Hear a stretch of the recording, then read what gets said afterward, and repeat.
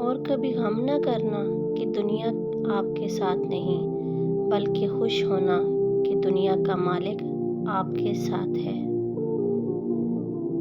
عجیب ہے تیری دنیا کے لوگ یا رب، جتنی محبت تو اتنا ہی گرا ہوا سمجھتے ہیں۔